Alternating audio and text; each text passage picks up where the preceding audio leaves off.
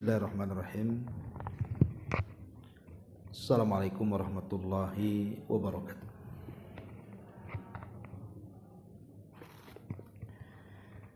Alhamdulillah wassalatu wassalamu ala Rasulillah wa ala alihi wa sahbihi wa mawalah wa la hawla wa la quwata illa billahi wa ba'du. Alhamdulillah, segala puja dan puji hanya milik Allah subhanahu wa ta'ala. Salawat dan juga salam kita hadiahkan kepada Rasul kita Nabi besar Muhammad sallallahu alaihi wa ala alihi wasallam. Kita lanjutkan kembali kajian kita, masih membahas Kitabul Jami' dan kita masuk pada hadis ke-12. Kita baca hadisnya. An Abi Hurairah radhiyallahu anhu qala qala Rasulullah sallallahu alaihi wasallam man naffasa am muslimin qurbatan min qurabid dunya naffasallahu anhu qurbatan min qurabi yaumil qiyamah wa man yassara ala mu'sirin yassarallahu alaihi fid dunya wal akhirah wa man satara musliman satarahullahu fid dunya wal akhirah wallahu fi aunil abdi ma kana al abdu fi auni akhihi akhrajahu Muslimun. Dari Abu Hurairah radhiyallahu an, dia berkata, Rasulullah sallallahu alaihi wasallam bersabda, barang siapa melepaskan seorang muslim dari satu kesulitan di dunia, Allah akan melepaskannya dari satu kesulitan pada hari kiamat. Dan barang siapa memberikan kemudahan kepada orang-orang yang mengalami kesulitan, maka Allah akan memberinya kemudahan di dunia dan akhirat. Dan barang siapa yang menutupi aib seorang muslim, maka Allah akan menutupinya di dunia dan akhirat. Allah membantu seorang hamba selama hamba tersebut membantu saudaranya. Hadis ini dikeluarkan Al-Imam Muslim. Ma'asyiral muslimat yang dimuliakan Allah subhanahu wa ta'ala, kita jelaskan secara global hadis ini karena hadis ini sangat menarik untuk kita kaji. Hadis ini menunjukkan kepada kita tentang keluhuran akhlak dalam Islam. Jadi hadis ini menjelaskan kepada kita dan mengajarkan kepada kita keindahan akhlak dalam Islam. Dan dalam hadis ini ada 3 perkara yang menjadikan seorang muslim itu akan dihilangkan kesulitannya. Apakah kesulitan dunianya atau kesulitan akhiratnya? Apa saja 3 perkara ini? Pertama, di sini Nabi SAW mengatakan man naffasa am muslimin qurbatan min qurabid dunya naffasallahu anhu qurbatan min qurabi yaumil qiyamah. Barang siapa yang melepaskan seorang muslim dari kesulitan di dunia, maka Allah akan melepaskannya dari kesulitan ia kelak pada hari kiamat. Ibu-ibu yang dimuliakan Allah subhanahu wa ta'ala, kita tahu bahwa kesulitan di dunia ini yang kita hadapi macam-macam, kan Bu? Ada orang yang mendapatkan kesulitan dengan cara diseretkan ekonominya, disusahkan ekonominya, susah mencari pekerjaan, bingung apa yang harus dimakan. Ataupun kesulitan di dunia ini boleh jadi dalam bentuk penyakit. Dia berobat ke sana kemari, tak kunjung sembuh. Bahkan dokter pun sudah angkat tangan untuk sanggup mengobatinya. Bahkan lebih daripada itu, ada orang-orang yang tidak sanggup untuk berobat karena tidak punya biaya untuk berobat, sehingga dia hanya bisa bersabar dengan penyakitnya. Ada juga yang diuji oleh Allah Subhanahu wa taala, boleh jadi dia mendapatkan perundungan, dibuli, difitnah, digibah, dibicarakan manusia, disebar aibnya, ya. Atau boleh jadi mungkin lantaran kriminal yang dilakukannya, akhirnya dia harus dihukum dan masuk penjara. Bertahun-tahunlah dia di penjara. Atau mungkin karena difitnah manusia, akhirnya jadi korban penjara. Dan macam-macam kan, kesulitan itu membuat kita sedih, membuat kita bingung, membuat kita stres. Itulah kesulitan-kesulitan dunia. Dan setiap hari kita mengalami kesulitan itu. Terkadang kesulitan orang yang kita lihat itu jauh lebih sulit dibandingkan kita, atau boleh jadi mungkin lebih ringan dibandingkan kita. Yang jelas bahwa kesulitan-kesulitan dunia itu pasti akan menghadapi siapa saja. Tidak saya, tidak ibu, tidak siapa-siapa. Semua kena. Tidak mukmin, tidak kafir. Tetapi kalau seandainya kita bandingkan kesulitan seorang manusia di dunia ini dengan kesulitan yang akan dihadapi di akhirat, itu tidak akan sebanding. Karena kehidupan akhirat ini luar biasa dahsyatnya. Kesulitannya tidak bisa dibayangkan. Kesulitannya tidak bisa dilihat mata, didengar telinga, terlintas pun tidak bisa. Saking sulitnya, saking mencekamnya. Sampai Nabi SAW mengatakan kepada Ummul Mukminin Aisyah radhiyallahu anha, al-amru yauma idzin asyad. Wahai Aisyah, perkaranya nanti pada hari kiamat itu sungguh sangat dahsyat. Bagaimana tidak dahsyat? Jangankan kita, para nabi sendiri mengatakan, nafsi, nafsi, urus diri kalian, urus diri kalian. Tidak ada yang sanggup untuk menghilangkan kesulitan kita, kecuali Nabi kita Muhammad sallallahu alaihi wasallam yang mengatakan ana laha, kan kucoba, kan kucoba. Itu dalam peristiwa syafaat. Belum lagi matahari yang didekatkan di atas kepala 1 mil. Bagaimana kita merasakan panasnya matahari di dunia saja, Bu? Seandainya ibu berjemur ketika matahari terik-teriknya, kita tidak tahan. Bahkan seandainya matahari itu keluar dari garis edarnya, dia mendekat kepada bumi sedikit saja, sudah terbakarlah bumi ini. Kalau menjauh, membekulah bumi ini. Belum lagi kemudian keringat yang bercucuran. Belum lagi kemudian setiap orang yang kita cintai lari dari kita. Yauma yafirrul mar'u min akhi wa ummihi wa abi wa sahibatihi wa bani likulli imri'in yauma idzin sya'nun yughni. Di mana orang lari dari saudaranya, lari dari ibu bapaknya, lari dari anak istrinya. Memang kondisinya luar biasa. Banyak peristiwa yang akan dihadapi pada hari kiamat, luar biasa, ya. Sehingga saya katakan bahwa kalau dibandingkan kesulitan dunia dengan kesulitan kelak pada hari kiamat, itu tidak akan sebanding. Tidak akan sebanding. Kesulitan di dunia ini paling tinggi kematian. Tidak ada lagi di atas kematian itu. Jadi kesulitan di dunia itu paling tinggi adalah kematian. Tidak ada yang lebih tinggi dibandingkan kematian.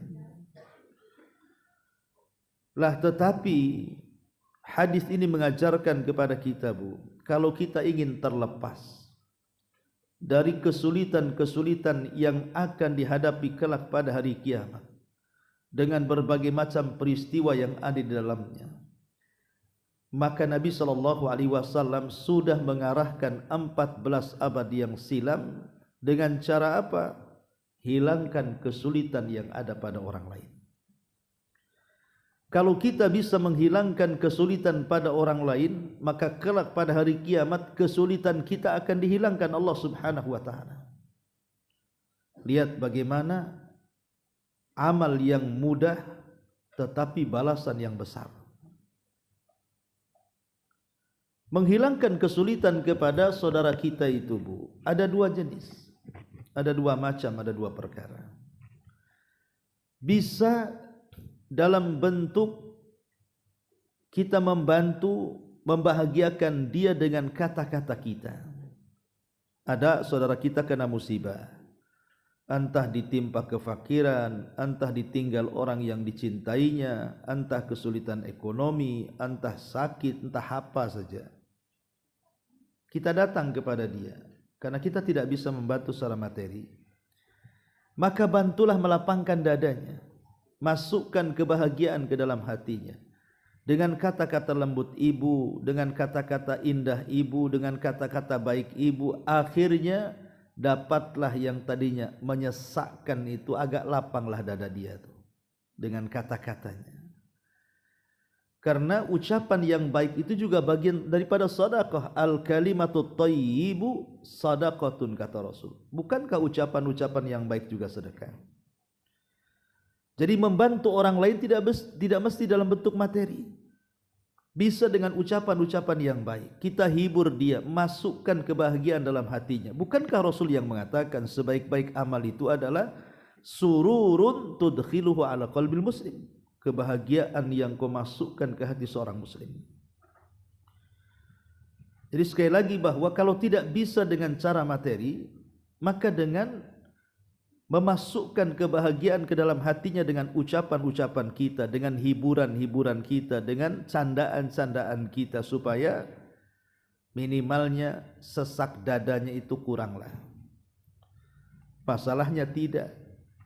Kadang-kadang orang itu sudah sulit ya ekonominya, sulit ya kesehatannya, macam-macamnya. Ibu pula lah menggibah dia, menyakiti dengan kata-katanya, membuli dia, menghina dia. Itu menambah kesulitan orang namanya, Bu. Karena mafhum mukhalafah dari hadis ini berarti siapa yang memberikan kesulitan kepada orang, Allah akan sulitkan dia pada hari kiamat. Karena al jaza min jinsil amal namanya ya. Balasan itu disesuaikan dengan amalannya. Kadang orang itu ya sudah sibuk, Bu. Contoh lah, saya contohkan ibu saja. Mungkin ibu-ibu sudah sibuk ngurus rumah tangga, ya ngepelnya, ya nyapunya, ya masaknya, ya ngurus anaknya, ngurus suaminya. Kan lelah, Bu, kadang-kadang ya. Ada waktu-waktu itu ibu lelah dengan aktivitas dalam rumah tangga itu. Sudah tenaga dikuras habis karena melaksanakan kewajiban seorang ibu dalam rumah tangga. Tiba-tiba pula lah tetangga ini menggibah ibu, memfitnah ibu. Rasanya gimana, Bu? Itu namanya sudah sakit luar, sakit dalam tuh namanya. Itu tidak bisa diobati dengan las segar, Bu. Panas dalam kayak gini nih. Ya. Ini udah panas dalam ini, nggak bisa. Luar kena, dalam kena tuh. Sudah capek, coba bayangkan. Habis itu difitnah orang. Lah, coba kalau ibu bayangkan seperti itu, posisikan orang itu yang kita fitnah. Kalau tetangga sudah capek, sudah ini, sudahlah, jangan kemudian. Walaupun ada masalah, jangan diperberat. Ya. Makanya di sini Nabi SAW mengatakan, barang siapa yang menghilangkan kesulitan saudaranya di dunia, Allah hilangkan nanti kesulitan pada hari kiamat. Ini yang pertama. Yang kedua, menghilangkan kesulitan saudara kita itu, kalau kita mampu, kita bisa membantu dia dengan materi.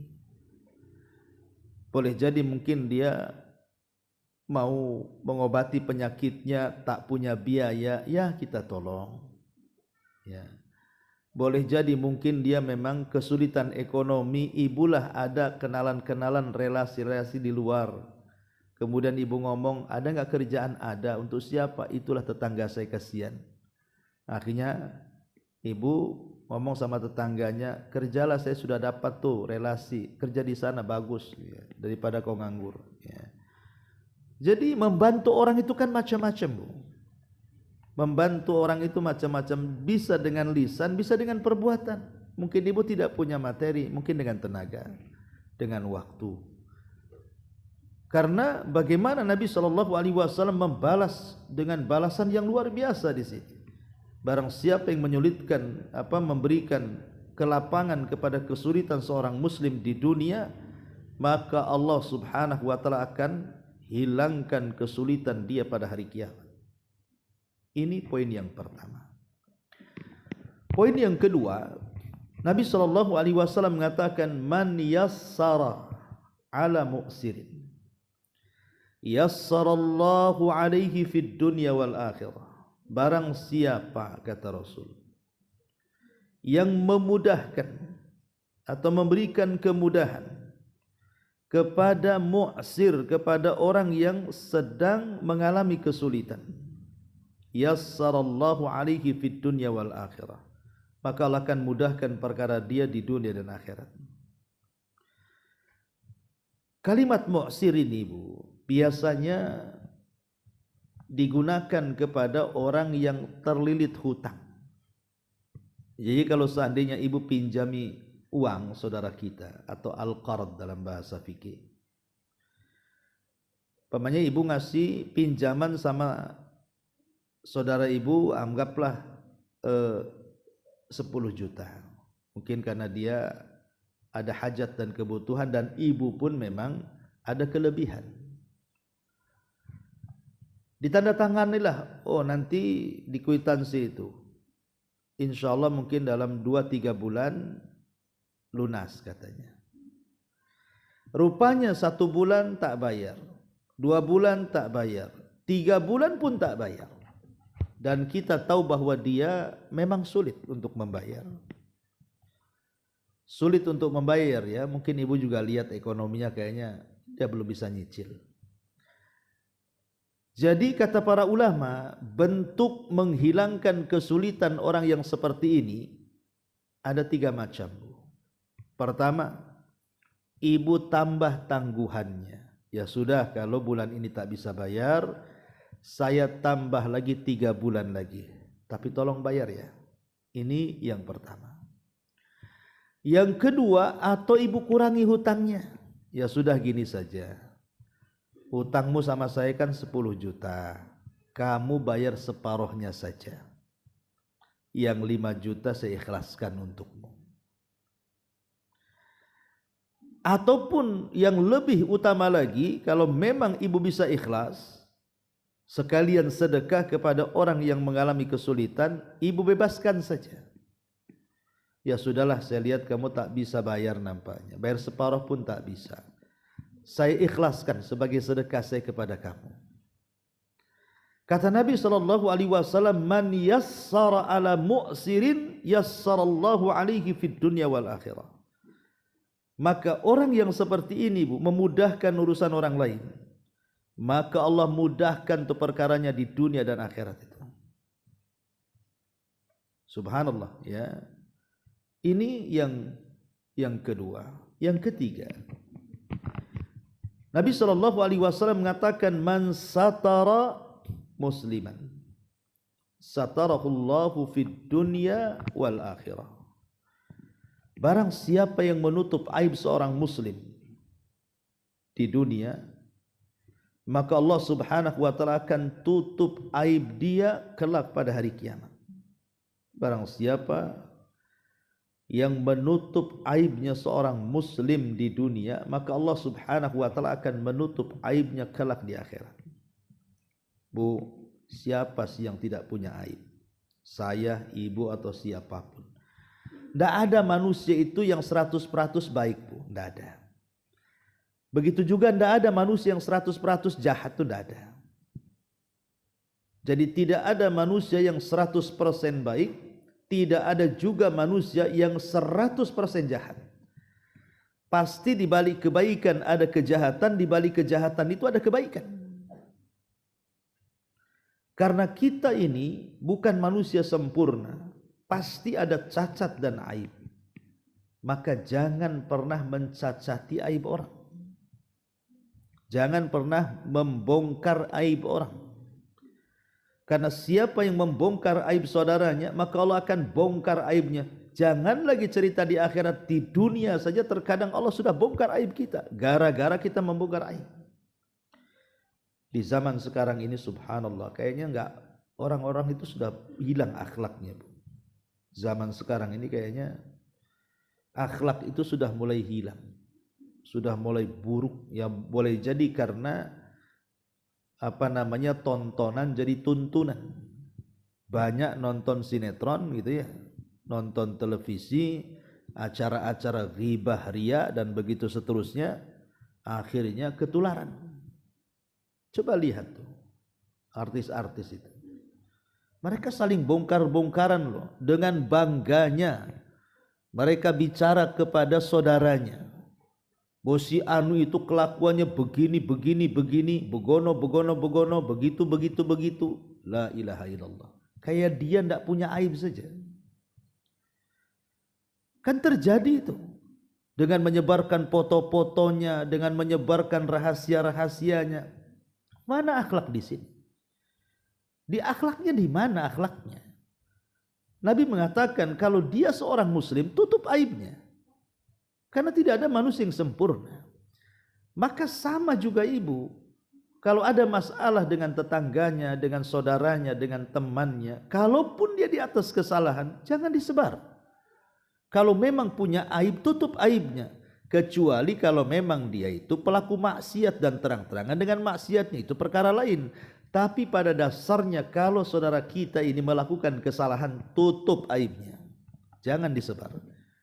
Karena Rasul mengatakan man satara musliman satarahullahu fid dunya wal akhirah. Siapa yang menutup aib seorang muslim, Allah tutup aibnya di dunia dan akhirat. Kemudian Rasul tutup sabdanya, wallahu fi aunil abdi ma kanal abdu fi auni akhi. Dan Allah akan senantiasa menolong hambanya selama hambanya menolong saudaranya. Subhanallah, ya. Jadi pertolongan Allah akan sampai kepada kita itu ketika kita suka nolong sama orang. Yakin Bu, siapapun yang suka nolong orang, menghilangkan kesulitan, menghilangkan hutang orang, menutup aib orang, pasti Allah akan tolong dia. Itu makna global ya hadis ini. Baik, kita rinci sedikit. Ma'asyiral muslimat yang dimuliakan Allah Subhanahu wa taala. Ibu harus paham bahwa di hadis ini banyak sekali faedah yang kita akan ambil. Pertama, bahwa menghilangkan kesulitan orang itu dalam rangka iqtida bil anbiya, dalam rangka mencontoh para nabi, dalam rangka mencontoh Nabi kita Muhammad sallallahu alaihi wasallam. Bukan hanya para nabi, nabi-nabi sebelum Rasul, bahkan mencontoh Nabi. Perhatikan ibu dalam surah Al-Qasas ayat 24. Surah Al-Qasas ayat 24. Allah mengatakan fasaqa lahuma thumma tawalla ila dhil faqala rabbi inni lima anzalta ilayya min khairin fakir. Maka Nabi Musa pun menolong dua wanita untuk mengambilkan air untuk minum kambing-kambingnya, ya. Kemudian setelah membantu mengambilkan air itu, Nabi Musa pun kemudian duduk di bawah pohon. Kemudian Musa berdoa, ya Rabb, sesungguhnya terhadap apa yang kau turunkan kepadaku, berikanlah yang terbaik, karena hamba-Mu ini orang fakir. Subhanallah. Setelah Nabi Musa alaihi salatu wassalam dalam pengejaran tentara Firaun, pelarian, pengusirannya itu, di tengah jalan dia menolong dua wanita. Allah mudahkan kesulitannya. Akhirnya apa? Akhirnya dijadikan pekerja oleh ayah daripada wanita itu, namanya Yakub. Dia bukan seorang nabi, orang soleh, namanya sama. Belakangan nikah pula dengan salah satu putrinya dan punya anak. Ya. Lah ini bagaimana Allah Subhanahu wa taala membayar cash. Terkadang kebaikan itu Allah bayar cash, Bu. Hari ini kita berbuat baik, sore pula ada yang berbuat baik sama kita.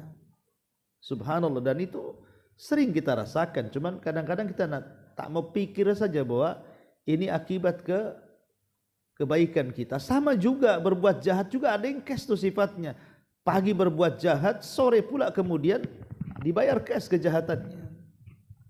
Jadi menolong saudara kita itu dalam rangka iqtida bil anbiya wal mursalin, mencontoh para nabi dan rasul. Yang kedua, bahwa menghilangkan kesulitan orang itu adalah tanda bahwa ibu itu punya akhlak yang baik, punya muruah kehormatan yang mulia.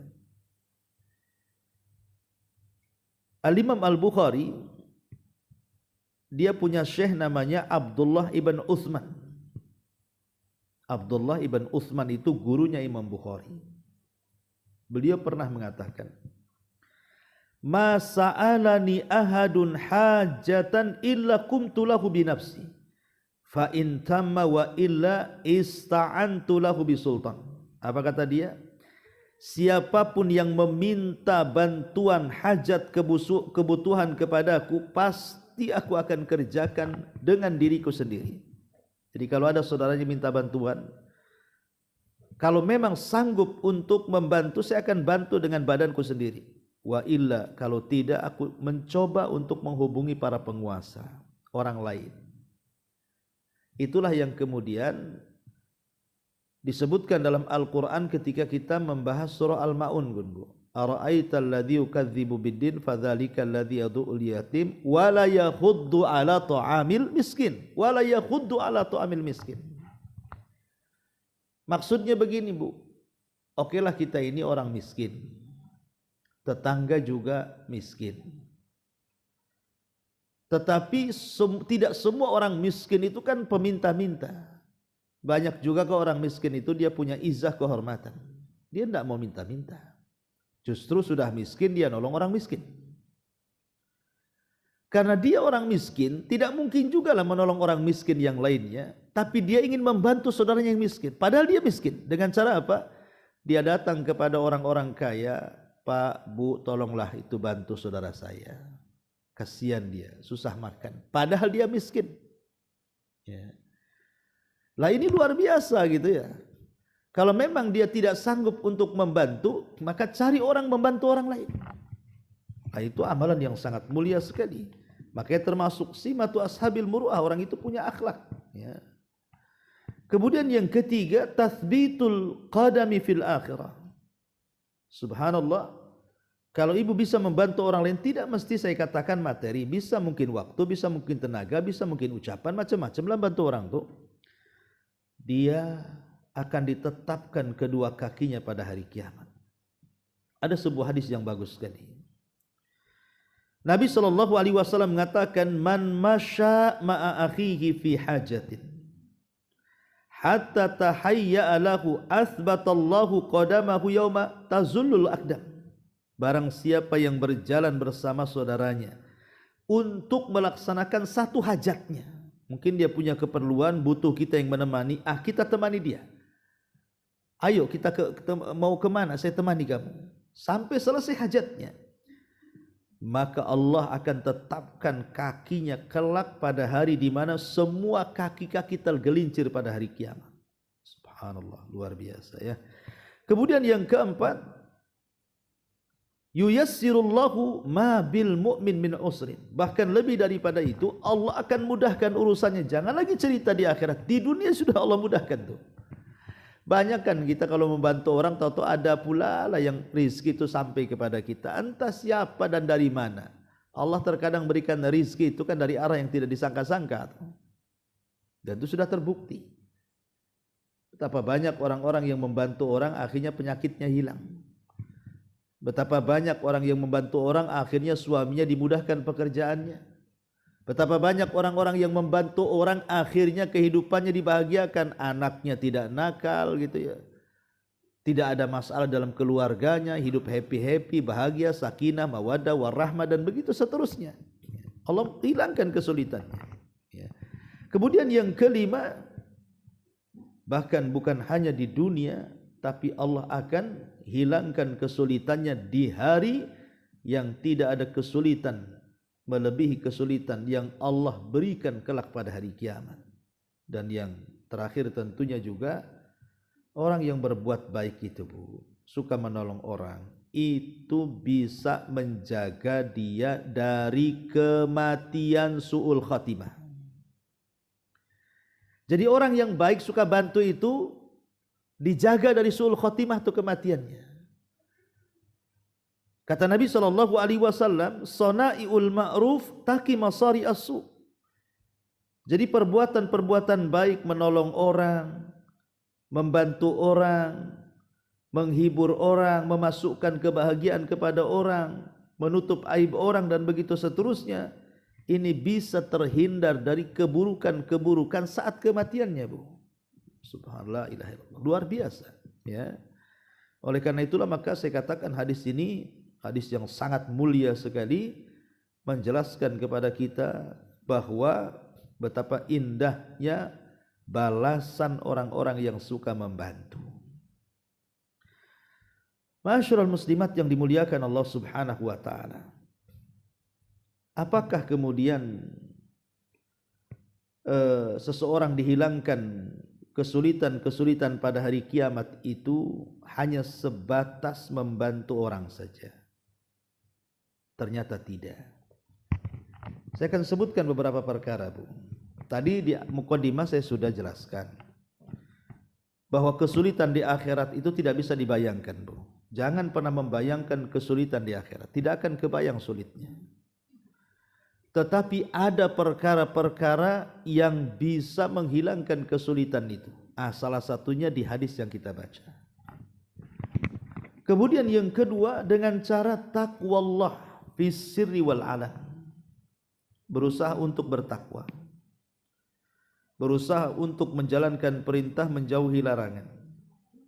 Menikmati yang dihalalkan, menjauhi yang diharamkan. Bertakwa kepada Allah, karena takwa itu bisa menghilangkan kesulitanmu. Wa man yattaqillah yaj'al lahu makhraja. Siapa yang bertakwa, Allah akan carikan jalan keluarnya. Ini yang kedua. Kemudian yang ketiga yang bisa menghilangkan kelak pada hari kiamat kesulitan-kesulitan itu adalah al-muhafadzatu ala iqamatis shalah. Ibu jaga salat. Ibu jaga salat. Karena Allah yang mengatakan wasta'inu bis sabri was shalah. Minta tolong dengan kesabaran dan salat. Kata para ulama, salat ini adalah perkara yang bisa menghilangkan di saat manusia menghadapi ketakutan. Karena Nabi SAW pun melakukan seperti itu, bahkan seluruh para nabi. Seperti Ibrahim ketika Sarah ditangkap raja zalim, dia salat. Akhirnya Allah selamatkanlah Sarah itu. Makanya Nabi SAW mengatakan, ataupun dikatakan oleh para sahabatnya, kana Nabi SAW idza hazabahul amru fazia ila shalah. Rasul itu kalau ada kesulitan yang tidak bisa keluar dari situ, maka Rasul segera salat. Itu di dunia, Bu. Maka di akhirat para ulama, siapa yang banyak berdirinya di dunia, maka dia akan sedikit berdirinya di akhirat. Siapa yang banyak berdirinya di dunia, maksudnya melaksanakan salat, salat wajib, salat sunnah, pokoknya berdiri dalam salat di dunia, maka dia paling sebentar berdirinya kelak di padang mahsyar. Maka yang ketiga, jaga salat. Itu yang bisa menghilangkan kesulitan kita di akhirat.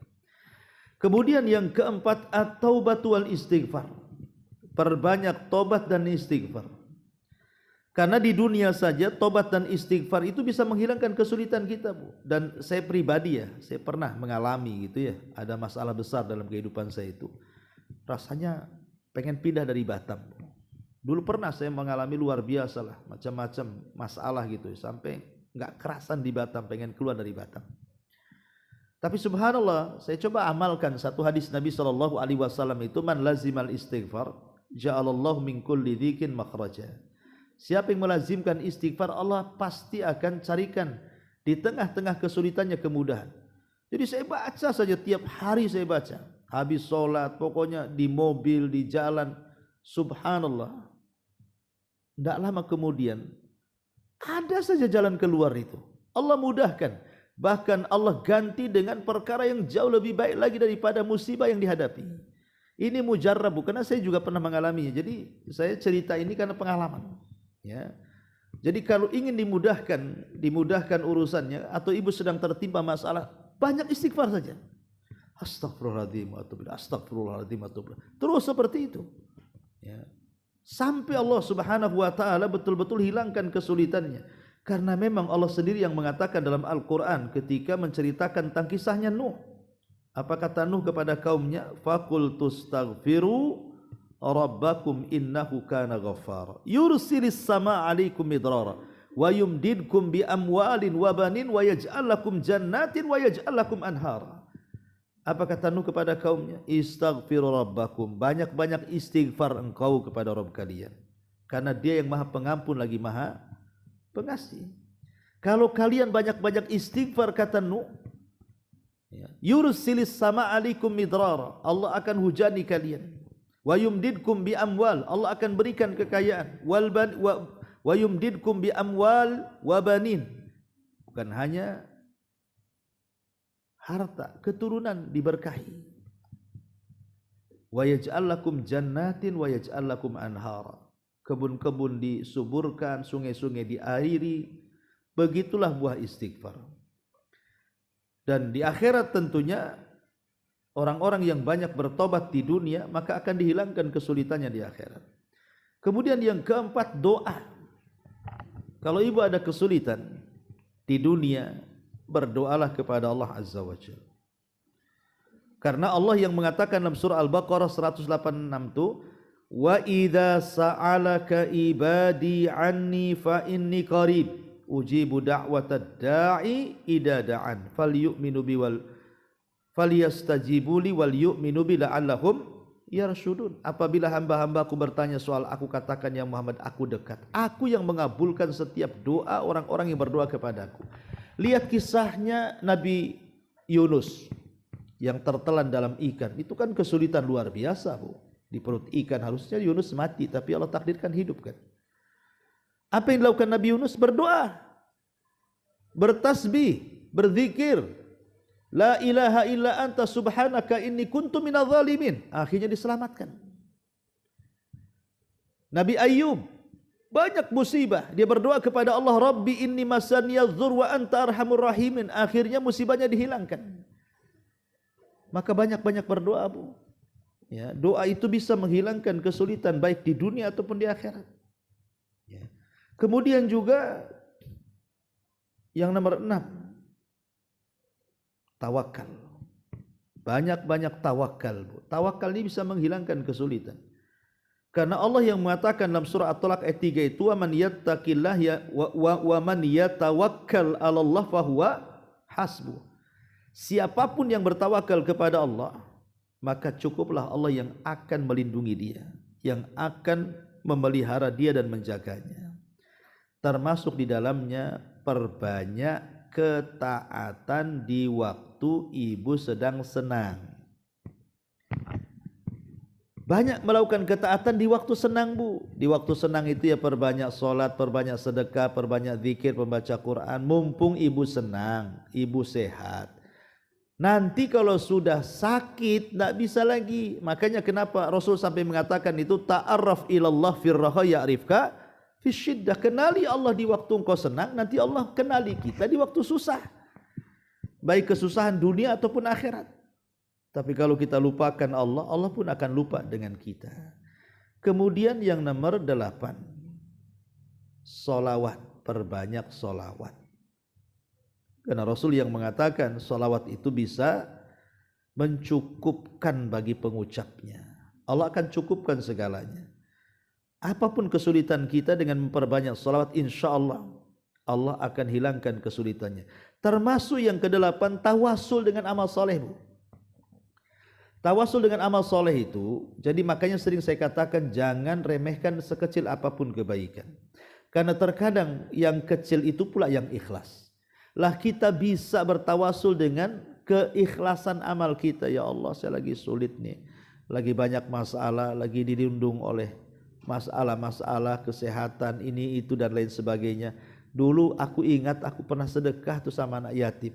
Kalau memang itu sebuah keikhlasan dan kau terima, ya Allah, tolong hilangkan kesulitanku hari ini. Nah, gitu maksudnya. Tawasul dengan amal soleh, ya, itu bisa menghilangkan kesulitan. Ya, intinya bahwa inilah perkara-perkara yang bisa menghilangkan kesulitan kita di dunia dan di akhirat. Lah, hadis yang kita baca ini salah satunya. Salah satunya bahwa hadis ini mengajarkan kepada kita, kalau ingin dihilangkan kesulitan kita di dunia dan akhirat, lakukan 3 perkara. 1, bantu orang. Maksud yang kelilit hutang di sini yang betul-betul tak bisa bayar, Bu. Karena ada orang yang bisa bayar tak mau bayar, itu zalim itu namanya. Ya. Kemudian yang ketiga, tutupi aib saudaranya. Wallahu alam. Ini diantara keterangan dari hadis ke-12. Taib sampai di sini. Silakan Bu kalau ingin bertanya.